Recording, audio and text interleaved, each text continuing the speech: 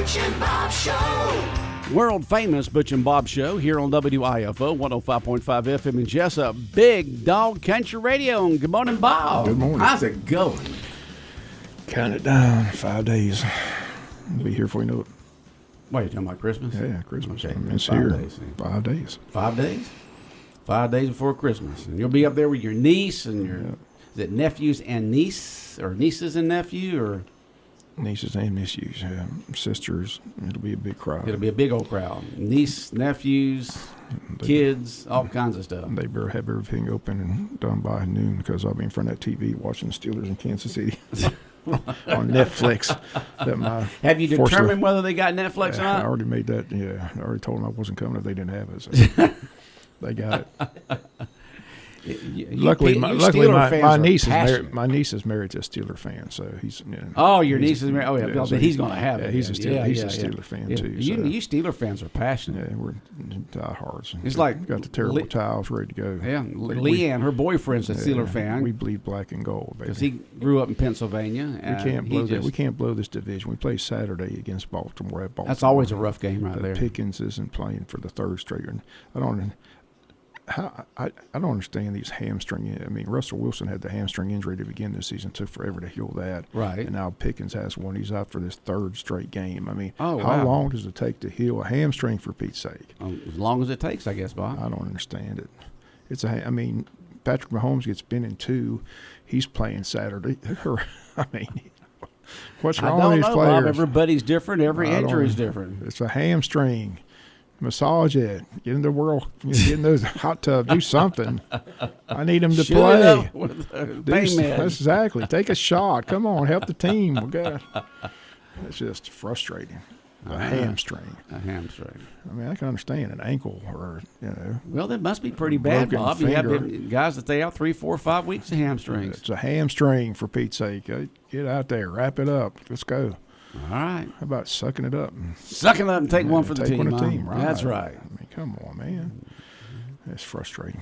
All right. Well, we've got a guest in here this morning. Who do we have, Bob? We've got Kylie. Kylie took a recent trip to North Carolina, took a bunch of clothes and supplies up there. Got a first-hand look at how bad the situation is, and she showed me the video when I saw her one day last week, and it's pretty bad up there. Like I said, what's sad is, worried about like I said, the media's no longer covering it. Not really. Not sure where FEMA's at. I'm not, maybe you got a better hand on that. But tell us, first of all, about how people helped you out to load up that trailer and your trip, and give us all the details. So, last Friday, myself, Kaylee Mosley, Angie Sturgill, and Mary Waldron from Florida loaded up in a U-Haul that we worked together with Miss Shayla McKinney, and we had the Jesup Fire Department come and help us load. Thank you, guys. And we left the U-Haul open and let the community drop off their donations. We had tons of donations. We pretty much filled up a 26-foot U-Haul with dog food, pet food, clothing. There was blankets, coats, wrapped toys, food, heaters, propane, you name it. We had it in the U-Haul. And, we drove up. We drove up halfway, so we stopped in Augusta Friday night to get, just to kind of rest up because we knew Saturday was going to be a long, emotional day. And we made it into Asheville. Our first stop was Lida Electric, and it's an electric company that's kind of also Grandmommy's Pantry outside of Asheville. And they're kind of like a hub, so they kind of have like a free store for those in need to come shop, and then they get lists of families that are in need, and they'll pack up the supplies and take them to the family. And then we connected with Asheville Humane Society, where we took some cat and dog food, which was kind of a hub as well for those in need of dog food that can't get it, because, you'll hear later, but in some of these areas, there's no power, and there's no Walmart, there's no restaurants, there's no gas stations. They're just kind of gone. And so then we went to Swannanoa. It's one of the areas that hits the hardest. And, as we're driving through Asheville, we're like, okay, we come up from the south end, and we're like, okay, it's not that bad. And then once we get from Asheville to Swannanoa, it kind of hits us like you get to see the damage. You get to see cars smashed, houses gone, people living in tents. You know, the Ingalls was shut down because it's no longer, you know, up and running. So that parking lot became kind of like a hub where nonprofits would come. And that's where we connected with Hope for Crisis. Hope for Crisis is a nonprofit based out of Ohio that's been down in North Carolina for 9 weeks since day one. They've been passing out free hot meals to those in need, and they have been connecting campers that have been donated to families that are in need. And we interviewed Paul Kaufman. He's one of the chefs, and he was telling us all about it and, you know, how the media is not there, you know, and it's basically those that are coming in, the nonprofits, the people, the volunteers, the community that are helping, you know, do everything. So when we dropped off a lot of water to him, and when we raised up the back of the truck, we just had families come in and ask, like, do you have supplies? Do you have blankets? Do you have coats? There was, you know, we just kind of said, yeah, come on in. So we had people in there kind of looking through things that they needed. And when I asked Paul, I said, you know, there's a rumor going around that there's families that aren't living in tents. And he said, come here. And he lifted it up. And out of respect for the families, you know, I didn't take a photo of that because there are people living in tents. And it is freezing up there. I mean, it was very cold when we were up there. And then our last stop was the First Baptist of Swannanoa. And when we pulled up, they were having like a Toys for Tots toy drive. And they had it down pat. They transformed their whole church into a pantry of need. They had families coming in nonstop. They had a giant Christmas tree. They had a wrapping station. So if you were a family that wanted to wrap your presents, you know, for your kids, they had toys, they had toiletries, they had everything that you needed. And I will say it was devastating. We did not get to go to Chimney Rock, which, you know, on my next trip, I want to go to Chimney Rock. And then we had people in Swannanoa say, you think this is bad, go to Burnsville. And I'm talking about Swannanoa was just tents and people living in their cars, people walking around in blankets. It looked like a war zone. You know, I actually saw a semi, one of those propane trucks that was in a ditch that was crushed. And it's just the magnitude. You know, you can go on TikTok and you can look at those photos. You can look at TikToks. You can see whatever online. And I'm telling you, it's nothing compared to seeing it in person. We did take some photos. We took a little video. We'll post all that. But I will say this. I got home Sunday, and after everything hit me, and I probably cried for about 5 hours. Just because, you know, it is the holidays, and it's a natural disaster, and you know, just honestly, it just broke my heart seeing people live this way. It broke my heart that, you know, everybody is just, you know, they lost everything. And it also just warmed my heart because the folks of Swannanoa are just in a very positive attitude, you know, and they come together and everybody's just helping everybody. And it's just a beautiful thing to see humanity. Will give you some faith in humanity, you know. And I saw Chimney Rock. We weren't able to go, but they had a tree lighting service. And they had a tree in the middle of Chimney Rock, and they actually found remnants left over from Helene. You know, I saw there were like little baby shoes or anything that they found to put on the tree.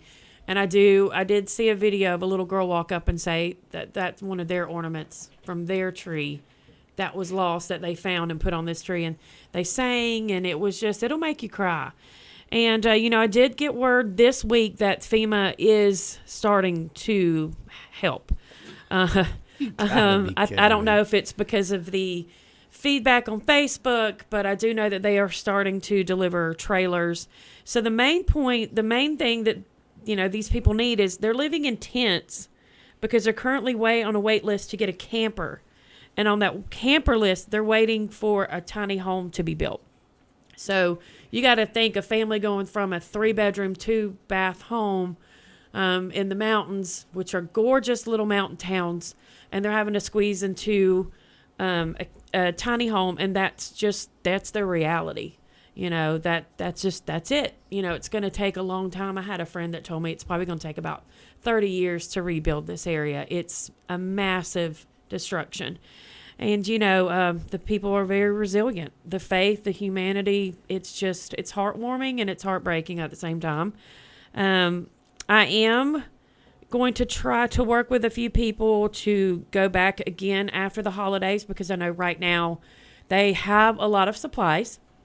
I would like to wait till after the holidays when the supplies run out to kind of see what they need. I do know a big need is monetary donations, lumber, propane, so we can, build it back. It's just, there's people, I mean, the missing list is forever. You're adding to it. Still missing people. Yes, still missing people. We did not go to the areas where we're deemed the smell. We didn't make it that far. There's a lot of people, because you got to think there's debris that's, you don't know if people are under there. You don't know if animals are under there. You don't know pets are under there, and they're living in these conditions as well.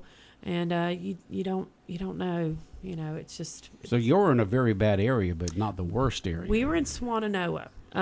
It got hit really hard. Chimney Rock got hit, and then we were told by locals that burned their life. I mean, literally, you think we got hit hard, you got to go to Burnsville. So I can't imagine what Burnsville looks like after we saw Swannanoa. So the roads passable now through all they these are places? somewhat. Going up to the mountain areas, there are still roads that are not deemable to drive down. So we wanted to stay in a safe place because we were in a 26-foot U-Haul. But it's constantly, people were lined up to get hot meals. You see, tractors and bulldozers and everything just constantly working. And it looks like a war zone, and you have little kids walking around hugging blankets in 40-degree weather in the day. I can't imagine the night time. You said you're going to post those. Where are you going to post it at? I'll post them on my Facebook, and I will post them in Wayne County Concerned Citizens.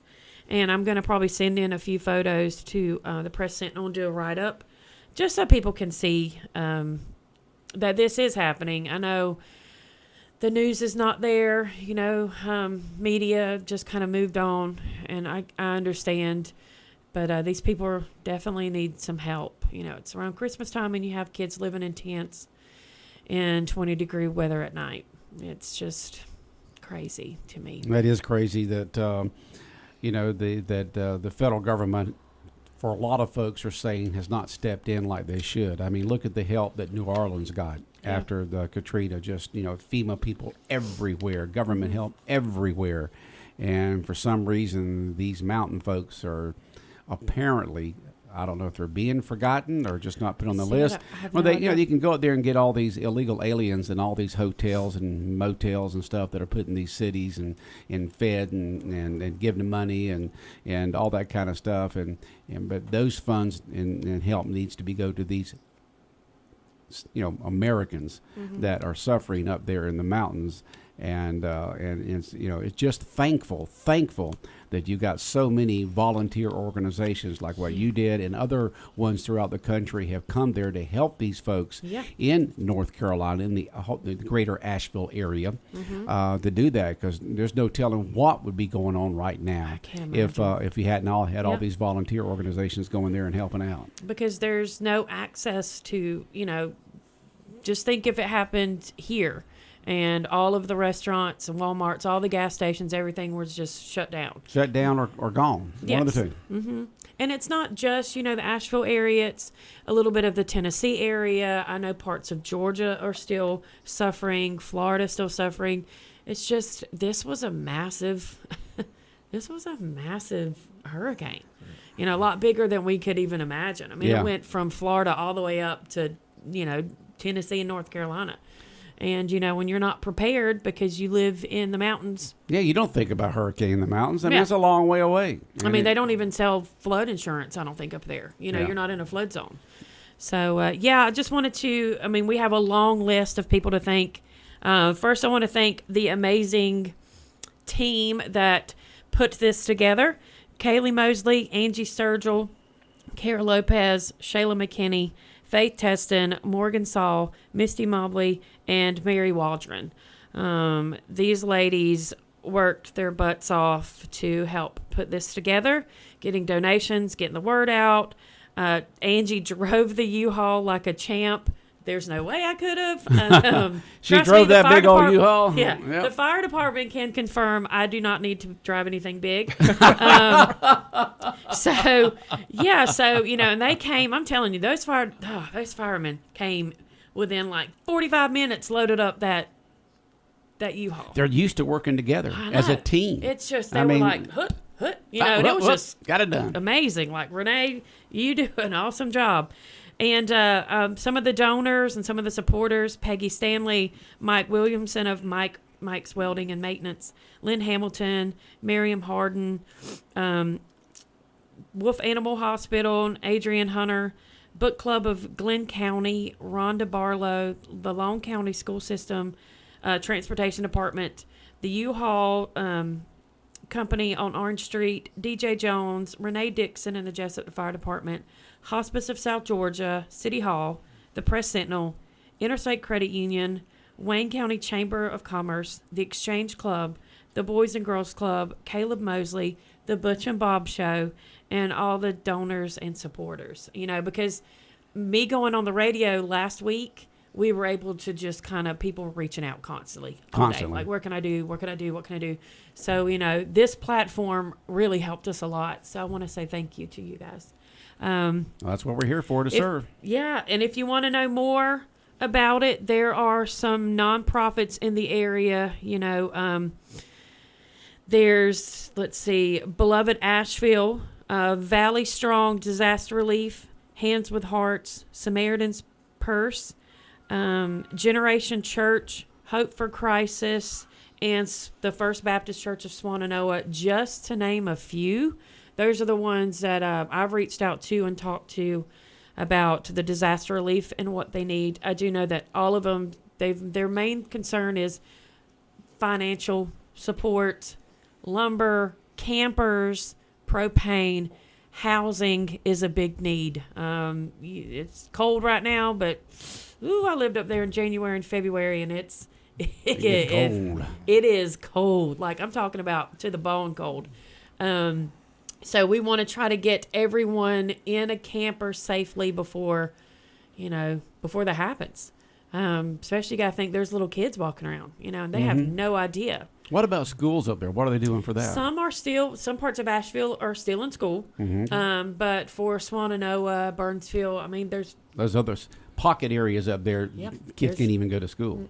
Well, it's just. And you don't hear a thing about it from the feds. Yeah. I mean, we get no reports, no news reports, nothing going on what kind of what's going on up there and what kind of care they're providing. I don't know if it is or not because I'm not there, but we just never hear anything about it. Yeah, and we had I know Beloved Asheville has been working very hard to get campers donated and toys donated because it is Christmas, and even though this is devastating and.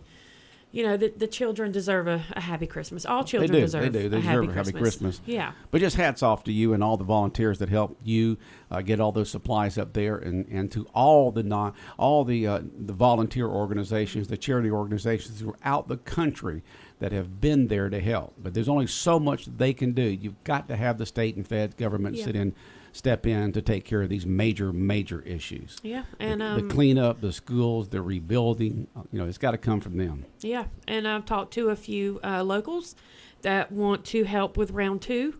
So we'll be getting together to kind of fit the need. Now that I've actually gone up there and made connections, got phone numbers, we're going to kind of figure out the need for that as well. Stay in touch with me if you would like to be a part of this. And a few days next year, probably January, February, I'm going to head up there for a few days. My friend lives up there and invited me to come and to actually, volunteer and get my hands wet and kind of Get down and dirty, huh? Yes, yes. They actually don't only Yes. give supplies, but provide labor to help. correct. Yeah, Right. yeah. So yeah, Well, Kylie, I know the people up there, so a big thank you to you and your organization that went up there and helped with this, and just hats off to hats off to organizing Wayne it County. and putting this Right. together, Kylie, Yeah. because somebody had to step forward and say we're going to do something, and you did. Oh, well, thank you. And a lot of us did. A big group, not just me. I was just the one with the, hey, let's do it. And then my ladies ran with it. And I'm very, very grateful. A strong group of friends. I just named off some amazing women in Wayne County that could move mountains. Okay. So thank you all for letting me come on. And if you want to help out, stay in touch. All right. And We look forward to Merry having you back Christmas, on everybody. again. Yeah, we look forward to having you back on again after the first of the year to talk about your next trip up there, and how everybody can help. And don't forget, 2025 means a lot of Hospice of South Georgia events. Yeah. You're getting to your job now. Yeah. And we'll have you on to talk about all that also. All right. Well, thank y'all. Merry All right. Christmas. Bob, Safe anything travels. else for Kylie this morning? Thanks for coming in. All right. All Bye, right, y'all. take care. All right, the world famous Butch and Bob show here on WIFO 105.5 FM in Jesup. And the world famous Butch and Bob show has been brought to you by the service department at G&S Auto Sales. Also brought to you by First Southern Bank, Murphy Builder Supply, and by O.C. Welch Ford in Blackshear. Big Dog Country Radio, WIFO 105.5 FM in Jesup.